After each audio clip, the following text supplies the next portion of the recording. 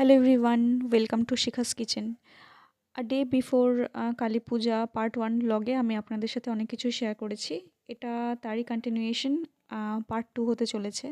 তো সকালে আমি দুটো রাধা বল্লভী আলুর দম আর বোঁদে দিয়ে টিফিন মানে ব্রেকফাস্ট কমপ্লিট করেছি।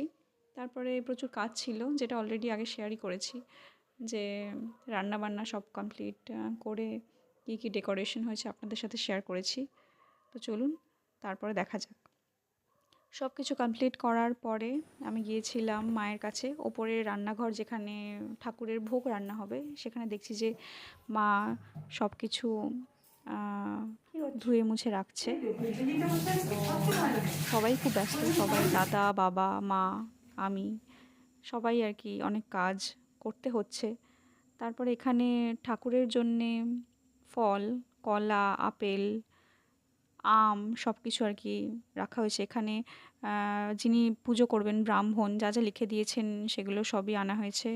আর মায়ের ভোগের জন্যে সব সবজি, ওখানে মাটির প্রদীপ আছে, ডাব আছে, পান সব কিছুই রাখা আছে। এরপর এই ব্যাগের মধ্যে বৌদির বাড়ি থেকে নারকেল, তারপরে আম, আরও অনেক কিছু জিনিসপত্র রাখা আছে। তো চলুন